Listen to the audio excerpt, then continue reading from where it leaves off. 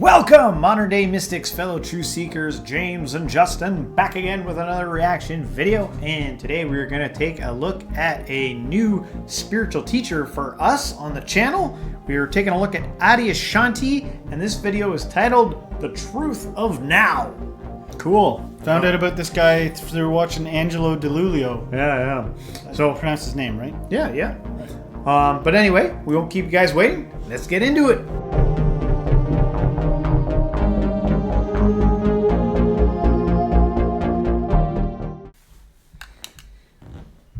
The way most people hold it, not as it really and truly is, but so most people, their psychological lives is very much about the past. Their spiritual lives is entirely about the future. What may happen, what I hope will happen, what I hope to achieve. This is quite a split, isn't it? You notice neither one of those stories, psychological story, which is the past, and the spiritual story, which is the hope for the future, are actually have much room in them for here and now. Because for most people, here and now is defined by the past and the future. It's like this, what do they call those doors that kind of swing around and open? A revolving door, yeah, between the past and the future. That's, for most people, that's all the present is. It's just this revolving door where their mind is either the past or moving to the future, in the past or moving to the future, in the past moving into the future.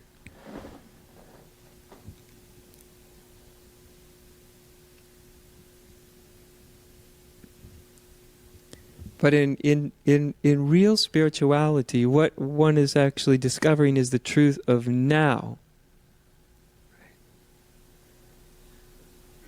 Because this thing of truth, reality, the sacred which is the timeless dimension.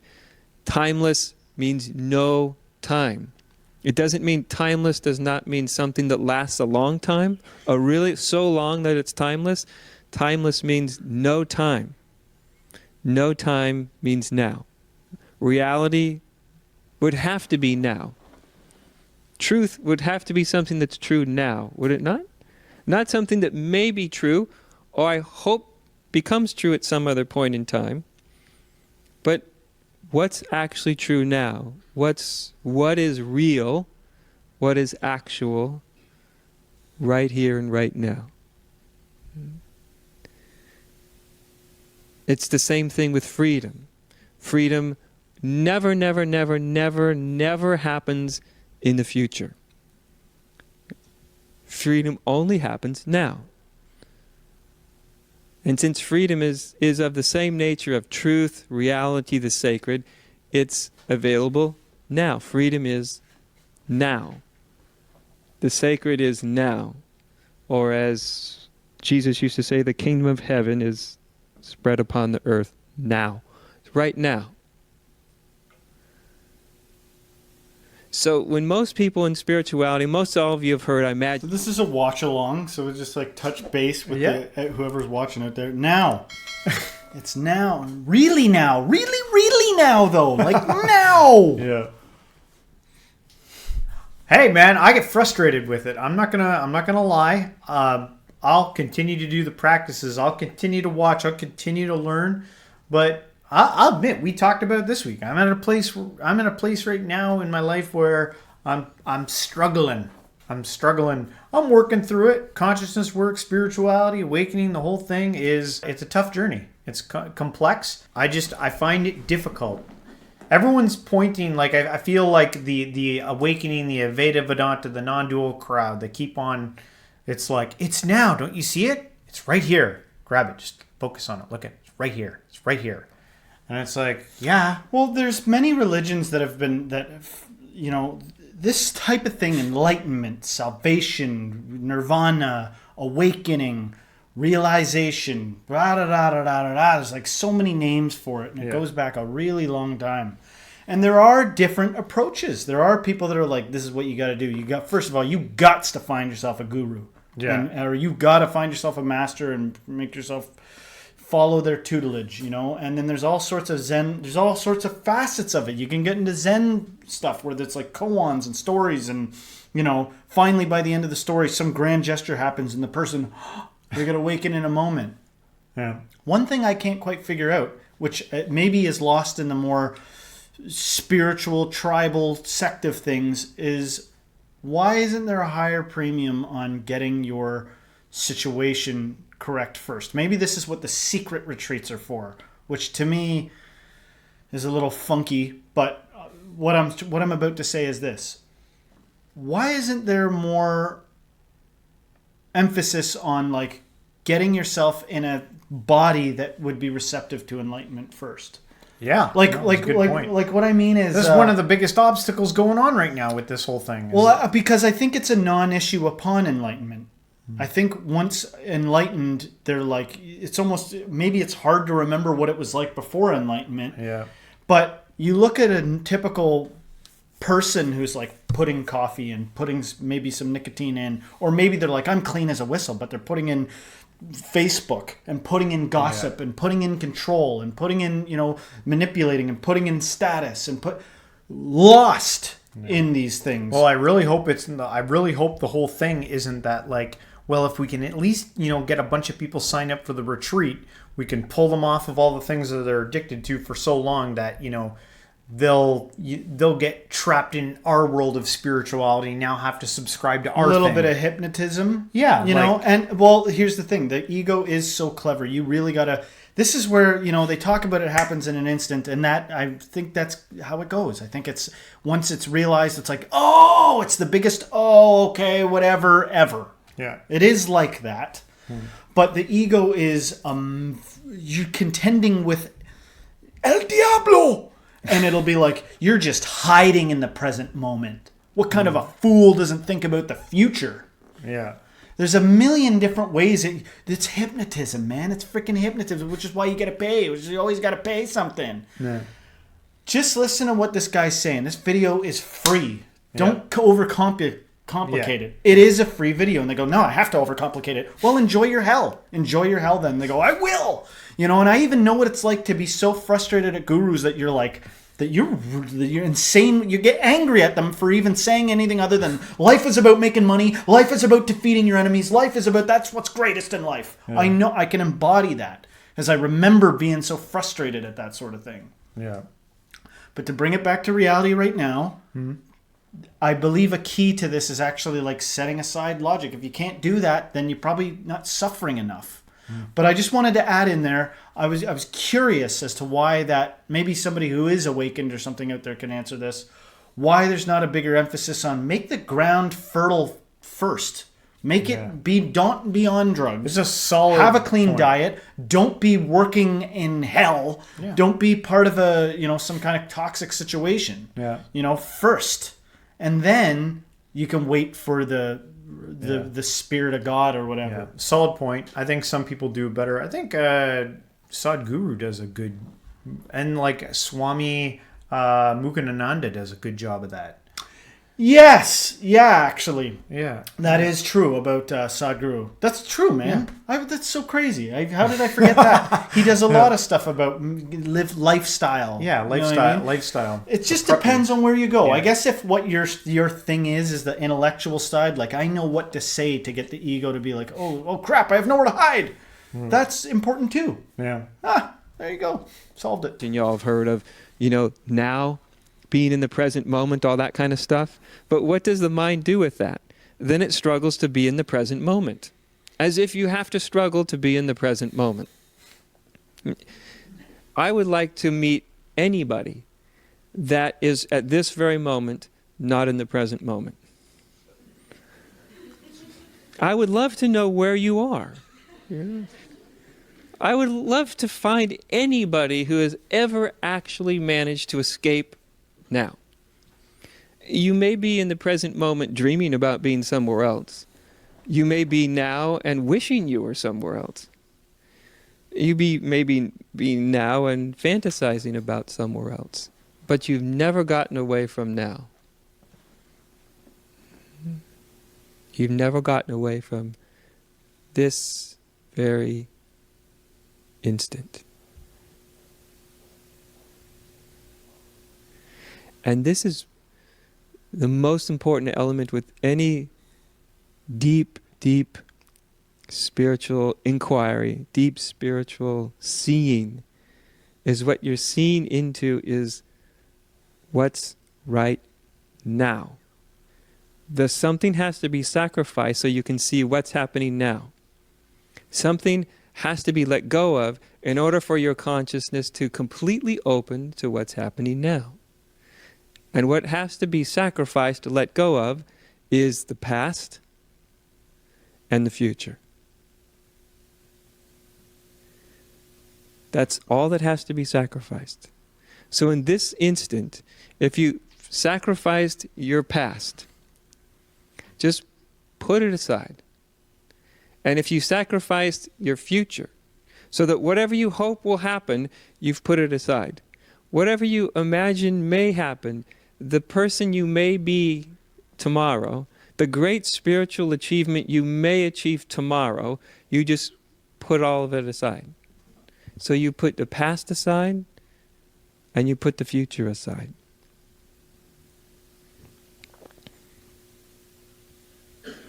So there's no running away from the past, and there's no running towards the future.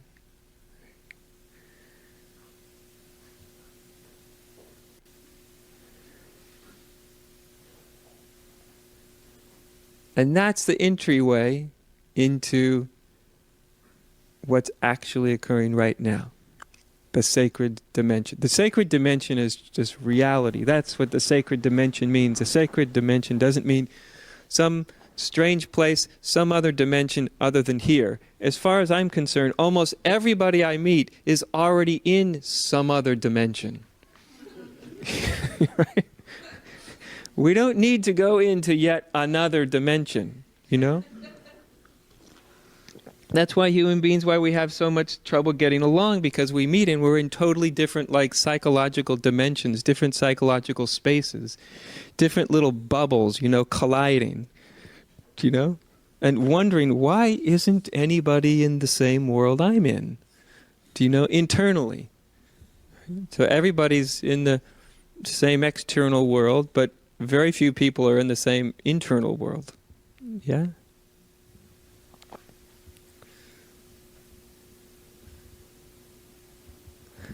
So if one was to let go of past for a moment, in this moment, this isn't like an exercise that I'm saying, listen to what I have to say and then do it tomorrow.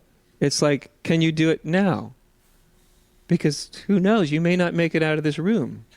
You never know, you know. Something could happen. So it's really is what happens when you let go of past and you let go of projection into the future.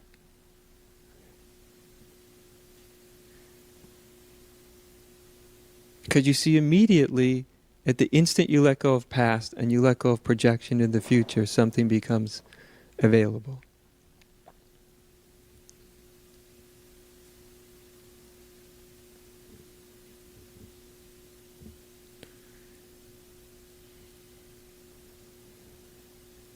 The first thing you notice when you let go of the past and you let go of the future, what might happen, is all of a sudden you don't know who you are anymore. Because you've defined yourself entirely from the past, what has happened, what you're running away from, in the future, what may happen and what you're moving towards. That's how we define ourselves. That's who you think you are, is defined by your past and the future. And if you put the past and the future aside, because after all, they're only abstractions, aren't they? They're only thoughts. The past is nothing but a memory. There's not one scrap of 2 seconds ago that you can drag back into this moment, right? All you can drag back into this moment. So let's just say that you can get past your past and your future and you can block it all out. You can get really present with now. What do we do with the external reality that is reminding us? You get all nice and present. Someone's like, hey, you got quota coming up. You got something. You got this. And then all of a sudden, like, part of the problem here is the conditioning. Guys, to any of these guys, does Eckhart Tolle, does this guy look like people that people come up to and go, hey, snap out of it, sweet pea. Time to... Do they look like that? No, not that. Well, but I notice he's wearing a wedding ring and he's got a wife, and I'm sure his wife is like, hey, the dog's got to be walked. Or the... You're sure about that? You're sure that that's what his wife says? I know, but I'm just saying that they're, No, I think this is a valid fear. I think of Byron Katie. After she got enlightened, and she has some story where she was sitting with her husband, and he was like, "What's the matter with you?" And she was like, "What is the matter with me?" And he was like, I don't know what happened. Hopefully they're okay now. Yeah. It's probably pretty hard to stay angry at an enlightened person for too long. But you may trigger in people some kind of rage. So let's say, for instance, you got enlightened and you went to work on Monday. You got enlightened. You listened to this guy. You took it seriously. He said, I got from Friday to Sunday, which is irrelevant because it happens now. But in the course of that time, you got enlightened and you go to work on Monday and you're like this. You're blissed out and your boss comes up and he goes, what's your deal? Okay, well, guess who's cleaning the bottom of the shit tank today? You know what I mean? And you do that with a smile on your face. And then he says, well, guess what? Da, da, da, da. And he says, you don't get it, fella. If you're absolutely objective, you're probably going to be like, you know what? I really can do other things for income. Like I can. And if I can't, then... What kind of world is this? Let's say I do nothing for an income. Everyone around me is going to let me rotten to death? They're just going to let me rot like, it's your own fucking fault. Well, then you were reincarnated into hell to begin with. Well, wait a sec. That's not cool. What if everybody had that idea? You're in the realm of thought. You're trapped in the realm of ego and mind. You are. You are trapped in ego in the realm of mind. If you can't let go of like scenario building, like, well, what happens though? But what happens? But what? I need to know what happens. Then you just haven't carved out enough time. I don't know what he's supposed to say to that. Yeah. Because you're right. There is no end to the logical questions that need addressing. At any point, you could be like, what if I forget to breathe? How do you breathe? You forget your breathing, and that's how you breathe. There's probably a disorder out there of somebody that's like got like hyper breathing fixation disorder. And they're like, if I don't remember to breathe, I might forget to breathe. Yeah. The only way to do it is to forget you're doing it. Which is kind of what he's pointing to here. You're literally introducing the past and the future into the question. When he's saying, drop the past and the future. You're like, in a nutshell, what you're saying is, I can't. I was trying to bring up the idea that even if it, like, what happens, like, as you do it, you accomplish it, you achieve it, and then the external reality... Fuck the external reality, is what I said. Fuck the fucking external reality. If you are here and you're like, oh, I'm home. Yeah. Just be a revolutionary and take that shit with you to work. Just take it with you to work. And if they go, get the fuck out of here if you're going to be happy here. This is a place of money where we're not happy. Well, then fuck society too, man. Fuck it. I don't even fuck the whole fucking thing. I'm going to face this way when I talk for the rest of the show. That's my opinion of it. Listen to what this gentle alien of a genius is saying. And let it penetrate and stop adding things. Not you, just like me, everybody. All right, we continue on. Moment is a memory. And the future is projection. So both of them occur only in the mind. One of them through memory, the past. The other one through projection into the future. That's called a virtual world. It's living in a world that doesn't actually exist. The past and future don't actually exist, you see.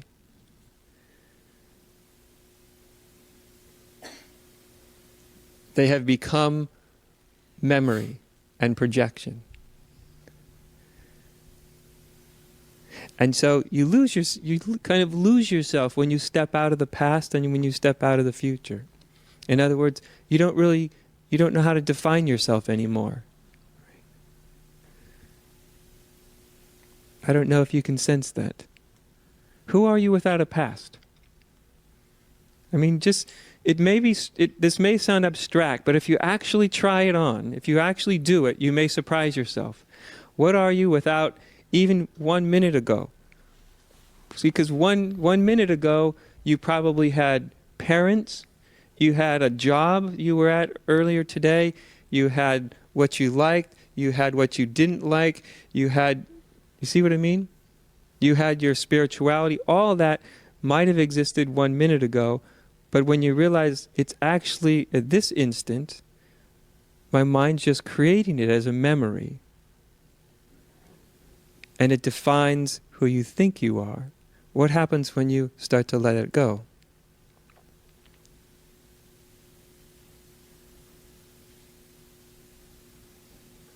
What is it to start to let go of what might happen? Then you start to experience an inward, very simple but very profound silence.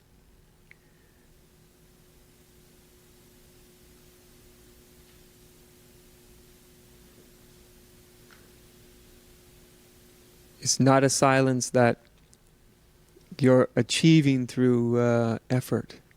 It's an effortless silence.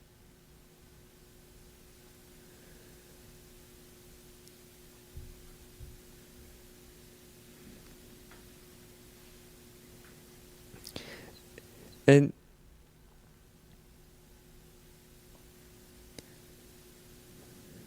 whatever's happened in the past, even if the past moment, or yesterday or last week or 10 years ago, maybe you had some great spiritual revelation. Maybe you had some kind of spiritual awakening. Maybe you had a whole different revelation about your true identity. But even that, can that be let go of as memory, so that all of you can actually be here in a way that's not corrupted by the memory of the past and projection into the future. There you have it. Let's all get real present, folks. Brilliant. Get Rewatch present. it without my commentary. And it's a little like, I don't know. I like to match that. He's so calm and peaceful. Long just for entertainment purposes. pauses. Try to connect with the audience who might be in between. Show you the other side of it. Represent, show a little bit of like, bring to light the frustration that can come in or something like that. Yeah, no, I hear you. This is the first time I've ever heard anything from Adyashanti. I look forward to looking at it a little bit more. Hopefully you guys liked our reaction on this. If you did, don't forget to hit the like, subscribe, share this with a friend, and everyone until next time, Stay spiritual.